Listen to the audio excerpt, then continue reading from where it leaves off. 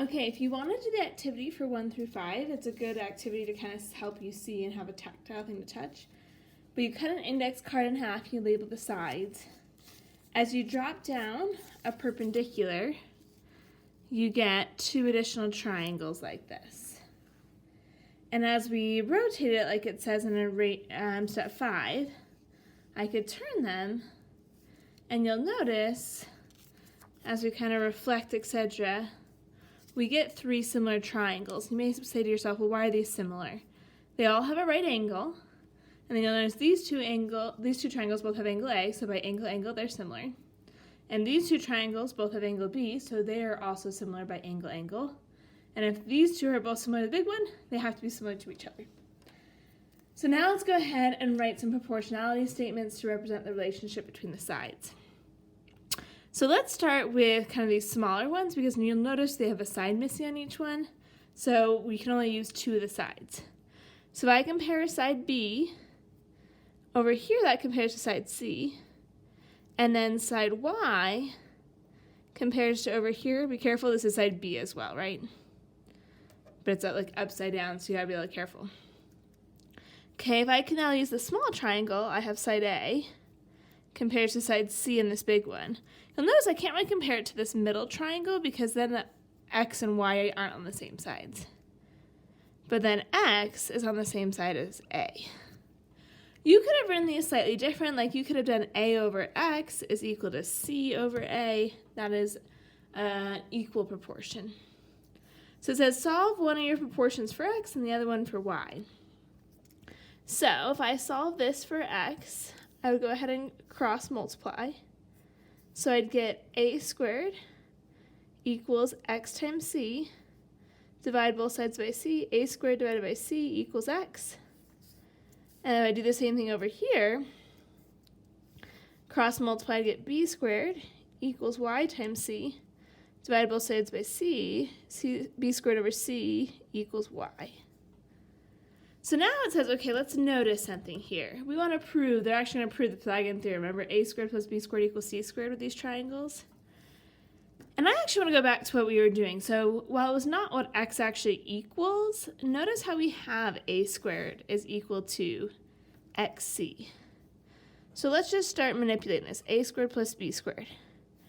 A squared is XC, and B squared, that should have been X times C. And then plus B squared is Y times C. So you'll notice with our factoring, I could take out a C. And I'd be left with, if I divide both those by C, X plus Y.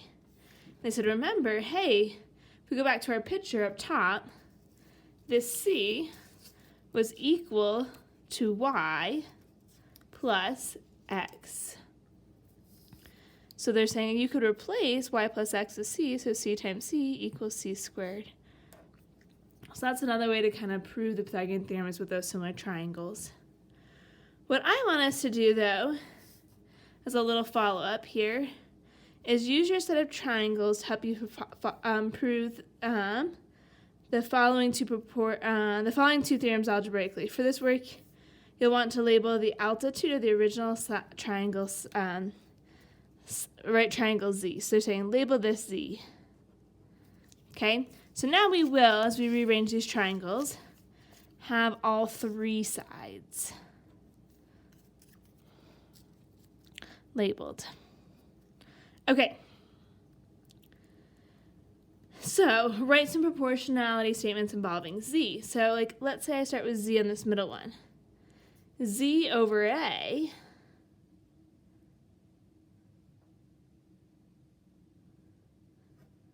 equals, let's say, B over C. Doesn't look like this is a lot, but okay. You can keep doing, like, let's compare these two. So let's say, like, X over Z, we compare those 2 sides. Let's use Z again. Hey, the Z up here equals Z over Y. You could do some other ones too, like A over B equals Z over Y, etc., etc. So those are not the only ones, but I just think start in your mind coming up with those proportionality statements. Those are really crucial here.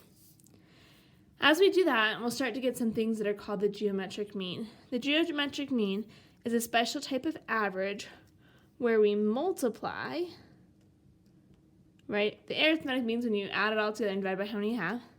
And you multiply the numbers together and then take, in this case, a square root or a root. One example of the geometric mean between 3 and 300. So we're going to multiply 3 and 300, and we get 900. But then we take the square root of that, and the square root of 900 is 30. So 30 is the geometric mean between 3 and 300. So with that being said, some of these things will come out to be geometric means, but I sometimes just think it's easier to write the proportions like we did up here and then solve, and you'll find that as well. Okay. So this first one is the geometric mean number 1, so the altitude hypotenuse. The length of the altitude is the geometric mean between the two segments of the hypotenuse. Okay, so you'll notice these are the 3 triangles we had on the front. So I always redraw the triangles. So like, hey, you have a big one, you'll have a medium-sized one, and you'll have a small one. And let's just label those. So the big one, all we know is the hypotenuse is 12. So you'll notice we're probably not going to use that triangle. The medium one is this one on the left. Do you see how they kind of turn it on the side? So this is x, and this is 8. And the small one's over here on this right side, so this is 4, and this is x. So we're going to compare these two ones, because these are the only two that have the same sides labeled. So I could say something like 8 over x is equal to x over 4. So as you cross multiply, you get 32 equals x squared. So then how do you undo the squared? You take the square root. X equals the square root of 32, which we could simplify and say, okay, well, that breaks down to 16 and 2. Then you get 4 and 4. So we get 4 square roots of 2. So you'll notice that this altitude, this x, was the geometric mean between 8 and 4. But once again, I think the proportions are a little easier. Okay, the other case you could see is the leg hypotenuse. The leg of the right triangle is the geometric mean between the hypotenuse and the segment of the hypotenuse closest to the leg. So once again, it may seem silly, but I always redraw the 3 triangles, and you can orient them whatever way you want, but I kind of always do it the same way. Okay, so the big one, we have the short side is 10 and the hypotenuse is 26. This medium one, you really don't have much about. You know that part of that hypotenuse has to be less than 26, but that's it. And then we're trying to find NQ, so maybe I'll put a little x there. So we've got an x here, and we've got a 10 here. So we're going to use the big and the small one. So we're saying 26 over 10 is equal to 10 over x. So you can say 26 over the short leg is 10, 10 over x. So now cross multiply. You get 26x equals 10 times 10 is 100. Divide both sides by 26. X equals 100 divided by 26, which you could leave as a fraction if you wanted, 100 over 26, which is 50/13ths, or you could call it like approximate 3.85.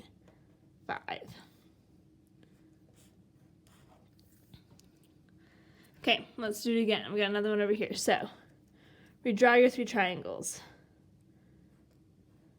So of the biggest one, we know the hypotenuse is 12, and the short leg is x plus 4. Of the medium one, which is the one over here on the left, we don't really have any information. I mean, I guess we could call this side 9. You can figure out that's 9, that's 3. So that means this side is 9. And the short one, we got the short leg is 3, and this is x plus 4. Okay, so you've got 12 over x plus 4 equals x plus 4 over 3. Cross multiply again, you get 36 equals x plus 4 squared, or x plus 4 times x plus 4. You can either multiply that out or just think again, once again, how do you want to do a square root? So you get 6 equals x plus 4, and then subtract 4 on both sides, x equals 2.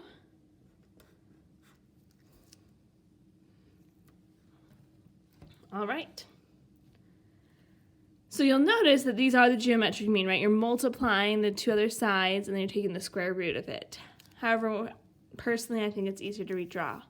So here you go. You're just going to think about those triangles, redraw them, and kind of label the different sides. So if you start to kind of see it, though, this would be something like, as we draw our 3 triangles out, sorry, those middle 2 don't look really different. The big one, you'd have 8 plus 18 is 26, but they don't have any other sides. The medium, the long side is 18. The short side is x plus 9. It's a little hard to read, that's 18. And then here you got the short side is 8, and this is x plus 9. So we got to compare these 2 triangles. So you've got 18 over x plus 9 equals x plus 9 over 8. So 18 times 8, 144, equals x plus 9 squared. Take the square root of both sides. 12 equals x plus 9. Subtract 9 on both sides. X equals 3. Do it again. You got your 3 triangles, right? I do think it helps to kind of exacerbate the short and long sides, which I'm not doing a super great job of here. But this long side is n. In the medium triangle, we've got a short side of 5 and the long leg of 7. We don't know the hypotenuse. Here we've got a 5, and then we don't really know this other side, but we could label it as set m minus 7. That's probably what we're going to have to use, because notice how it's only these 2 sides that we have labeled. So we got something like 7 over 5 equals 5 over m minus 7. Cross multiply, and you get 25 equals 7m minus 49. Add 49 to both sides, and you get 7m equals 74. So divide both sides by 7. So m equals 74 sevenths, which is approximately 10.57 when you round it. Okay, same thing over here. And if it's easier, like, you can draw it the same way these already are, right? So here we could call this side x plus 16. That's the only one we know. For the medium one, so this one over here on the left, this is 8 squared roots of 21. This is x, we don't know the hypotenuse. And then last but not least, for the small one, the short leg is 16, and this is 8 squared roots of 21. So we're using those 2 small triangles. So 8 square roots of 21 over, let's say, like 16 equals x over 8 square roots of 21. Cross multiply. 16x equals, if you're not sure what 8 square roots of 21 times 8 square roots of 21 is, just type that in on your calculator, and it will give you that it's 1,344. Divide both sides by 16. X equals 84. Okay, one last one. This one's a good challenge for you. So this one in particular, I would redraw your 3 triangles. So we've got the big triangle, has a hypotenuse of 25 and a short leg of 7. Okay, the medium triangle is calling this z and this y. And then the small triangle has a hypotenuse of 7. They're calling this side x and this side z. So you've got to decide which variable to solve for first. I would probably use here like the x, because you'll notice the 25 and 7, they have both the sides labeled, so then I can solve for x here. So like 25 over 7 equals 7 over x. Cross multiply. 25x equals 49. Divide both sides by 25. 49 divided by 25 is 1.96. Okay, so we got x. Now that I have x, if I knew the hypotenuse of that medium one, that could be helpful, but I don't. I could actually solve for z, though, with the Pythagorean theorem, right? I could do, sorry, I kind of ran out of room here, 1.96 squared plus z squared equals 7 squared. So 1.96 squared is 3.8416 plus z squared equals 49. Subtract the 3.8416 from both sides. Z squared equals 45.1584. Take the square root of both sides. And as you do that, you end up with z is equal to 6.72. Now that you've got this whole small triangle, I can now use these two sides, right, to solve for y. I could do something like y over 6.72 is equal to 6.72 over 1.96. So 1.96y equals, when you do 6.72 times 6.72, you get 45.1584. Divide both sides by the 1.96. And you end up with y is equal to 23.04. Okay. You should be all set for your homework. Good luck.